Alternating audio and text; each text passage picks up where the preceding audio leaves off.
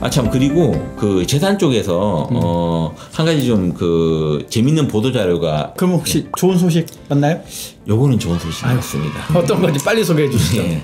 일단은 공시가격이 5억 원 이하나 또는 그 내가 지금 이제 받으려는 그 전세보증금이 5억 이하인 무주택자 또는 1주택자한테는 좋은 소식이 맞아요. 아, 네. 예. 무주택자나 1주택자. 예, 맞습니다. 네. 일단 본격적으로 소개하기 전에 한 가지 한번 여쭤볼게요. 네. 너무 좀 딱딱하게만 좀 얘기 좀 드렸던 것 같은데, 우리 그 박 PD님 집은 네. 지금 100% 내 걸로 돼 있습니까? 아니면 은행계 약간 좀 들어가 있습니까? 아, 비밀이지만 대부분 직장인이 그렇듯이 방 한 2개 정도. KB 국민은행에서 책임을 져주고 있습니다. 아, 보통 아시다시피 요새 워낙 뭐 집값이 비싸다 보니까 네. 집 다 내 돈을 장만하기 힘들어요. 아, 그렇습니다. 많은 분들이 공감하실 만한 내용인 것 같긴 합니다. 맞아요. 네. 엄밀히 말씀드리면은 원래 재산 가치가 5억인데 네. 뭐 그 내가 3억 빚을 냈으면 원래 내 순재산은 2억이잖아요. 그렇죠. 네.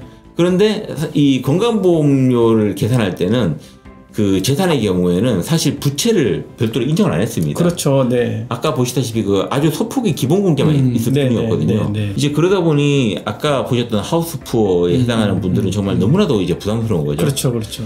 그래서 바로 시행령이 통과를 해서 보도자료가 지금 발표가 됐고요. 7월부터 신청을 받아서 9월부터 지금 이제 그 주택 부채 관련된 건강보험료 그 공제 제도를 신설했다.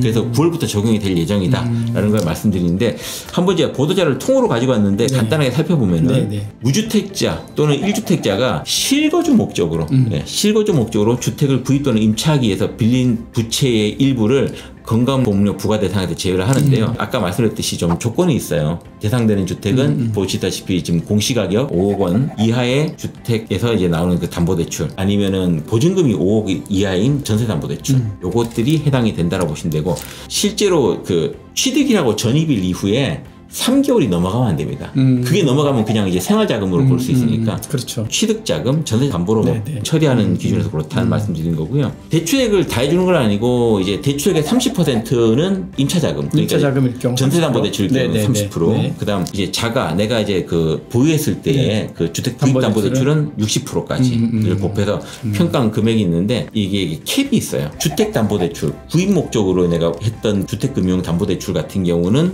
5천만 원 캡. 이고요.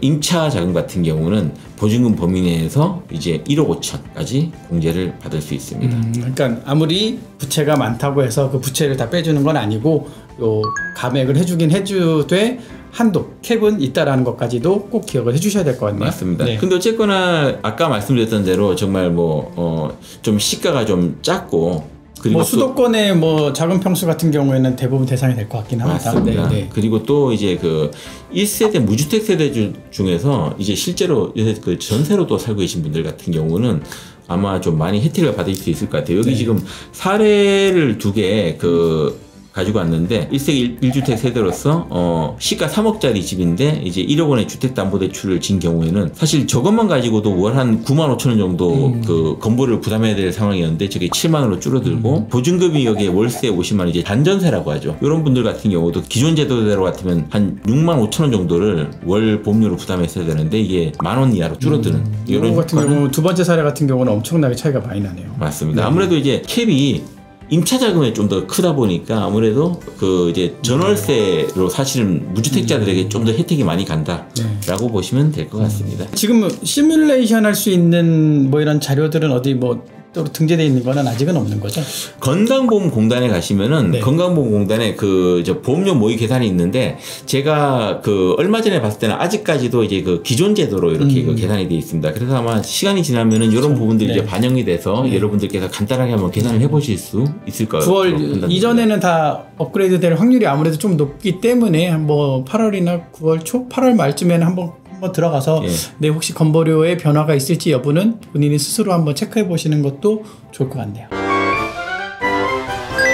아까 말씀드렸던 소득과 재산을 빼고 나면 이제 자동차가 남아있죠. 그렇죠. 이제 건보료에 자동차 가격이 부과된다는 사실도 저도 솔직히 몰랐었거든요. 건보료 개편 방안에 따르면은 4천만 원 이상, 감가상각된 가격이 4천만 원 이상인 고가 승용차를 제외한 100이랑 1600cc 이거는 앞으로 좀 제외하는 쪽으로 지금 추진을 하는 것으로 알려져 있습니다. 네. 그렇다라고 하면 우리 지역가입자님들은 방향은 정해졌으니 바뀌는 방향 범위 내에서 내가 하여튼 최대한 건보료를 뭐 당장 뭐 집을 살고 있는 집을 팔 수도 없고 자동차를 팔 수도 없고 소득이 나오는 거를 연금을 안 받을 수도 없으니 맞습니다. 뭐 우리 곽부모님께서 우리 지역가입자분들이 건강보험료를 좀 줄일 수 있는 포인트가 있으면 좀 몇 가지만 짚어주시죠. 피할 수 없으면 줄여야 될 것 같습니다. 네. 예. 우리 지역가입자분들이 이제 건보료를 경감할 수 있는 세 가지 가장 큰 포인트는 첫 번째 말씀드렸던 대로 이제 임의계속 가입제도를 활용하는 겁니다. 퇴직 이전 그 18개월 전에 건강보험 직장 가입자로서 이제 자격 유지를 1년 이상 한 분들 같은 경우는 간단하게 말씀드리면 이제 1년 이상 직장 다니신 분들이면 다 해당된다고 봐야겠죠. 내가 은퇴 후에 또는 퇴직 후에 이제 지역 가입자로 이제 전환됐다는 통지와 함께 그 보험료 고지서가 날아올 텐데 이 고지서가 아마 모르긴 해도 내가 직장 가입자로 있을 때 납부했던 보험료보다 클 가능성이 높지 않을까요? 그렇죠. 재산 기준도 그렇죠. 이제 뭐 있고 또 회사가 반내주는 것도 있고 하다 그렇죠. 보니까 그래서 이런 경우에 내가 직장 다닐 때 냈던 걸로 좀 줄여서 낼 수 없을까? 하는 생각이 드실 수 있는데 있습니다. 바로 말씀드렸던 대로 임의계속 가입 제도를 건보공단에 퇴직 후 2개월 내에 신청하는 겁니다. 신청을 하면은 바로 직전년도에 내셨던 그 직장 가입자로 부담하셨던 보험료를 신청하신 이후에 36개월 동안 내가 납부를 할 수 있습니다. 3년간? 맞습니다. 이거 3년간 네네. 일단 그래도 내가 좀 더 저율의 그렇죠. 그 건보료를 납부할 수 있다는 게 첫 번째 팁이고요. 이제 두 번째 팁 같은 경우는 아까 제가 모두에 말씀드렸던 것들 중에 보면은 뭐 여러 가지 소득들이 있잖아요. 네. 합산되는데 또 네. 소득이 또 제일 중요한 기준이라고 말씀드렸고 네네. 그러면은 뭐 이 중에서 예를 들어서 뭐 연금 소득이라든지 사업 소득이라든지 뭐 기타 소득이라든지 사실 이것들은 뭐 특별히 이제 내가 좀 줄이거나 뺄 수 있는 어떤 그 룸이 없습니다. 네. 근데 금융소득은 아직까지도 이런 부분들이 좀 있어요. 그렇죠. 지금 이제 화면에서 가지고 왔다시피 금융소득이 비과세되는 것들 또는 분리과세 되긴 되는데 건보료에서 책정하는 그 소득에 합산이 되지 않는 분리과세 상품들이 있습니다. 이런 것들을 위주로 내가 그 포트폴리오를 짜시면은 건보료 산정에 부담을 좀 더 경감할 수 있을 겁니다.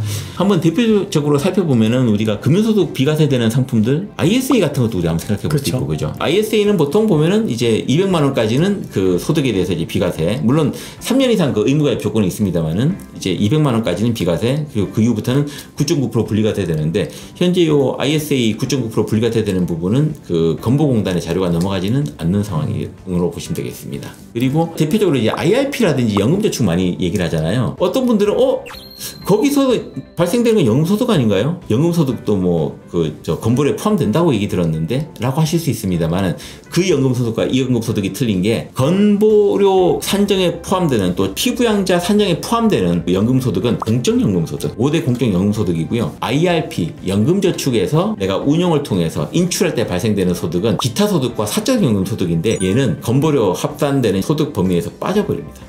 그러다 보니까 이런 것들을 가급적이면 깨지 않고 꾸준하게 불입을 하면서 활용을 해두면은 전체적으로 이제 뭐 세액 공제받고 또 좀 인출할 때도 우리 지난번에 말씀드렸잖아요. 그 세율을 좀 떨어뜨리는 효과도 있고 그 건강보험료 산정에도 좀 부담을 더는 이런 효과가 있다라는 말씀을 같이 드립니다. 두 번째는 뭐 비과세 금융상품이라든지 분리과세 상품을 적극적으로 활용할 필요가 있겠다. 맞습니다. 네.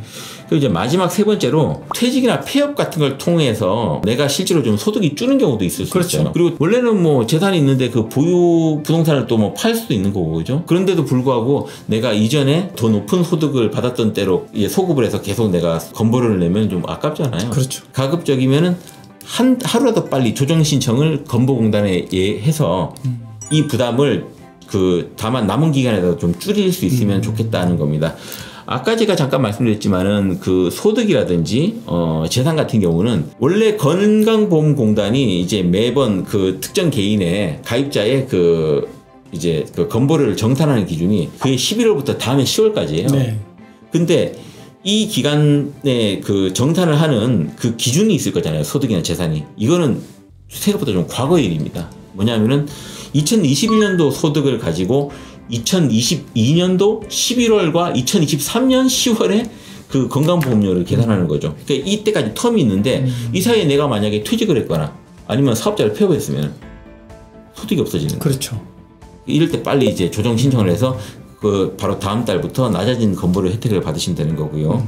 재산도 마찬가지로 2022년 6월 1일 날 재산세 과세 기준에서 딱 정해진 거 가지고 이제 그해 그 11월 달부터 재산 기준이 적용이 되는 거죠. 그 사이에 팔았다 그러면 빨리 조정 신청해야죠. 맞습니다. 꼭 이 정도는 체크하고 내가 대상이 된다라고 하면 바로 즉시 실행에 옮기시기만 하면 그래도 일부 경감할 수 있는 제도들을 3가지를 소개시켜 드렸으니까 이 부분도 꼭 맞습니다. 다시 한번 확인시켜 주시고 확 더 좋은 소식을 드리면 좋겠습니다만은 그게 현실적으로 쉽지는 않잖아요. 맞아요. 그래서 조금 차근차근 기다리시는 수밖에 없을 것 같고 그 중간중간 이런 정보들을 내가 해당이 되는지 여부 체크하시는 게 그 어느 때보다도 계속 중요한 것 같습니다. 맞습니다. 정합니다. 오늘도 이 발로 뛰는 이 정보 만들어 주시느냐 대단히 고생 많으셨고 뭐 언제가 될지 모르겠지만 하여튼 더 좋은 소식이 있다라고 생각이 들으시면 뭐 제도가 나온다라고 하면 어느 때나 빨리 나와주실 거죠? 맞습니다. 열심히 발로 뛰어서 좋은 정보들 구독자님들께 또 정보를 전달 드리도록 하겠습니다. 네. 그러기 위해서는 우리 해주셔야 될 거 또 있잖아요. 그죠? 뭐죠? 네.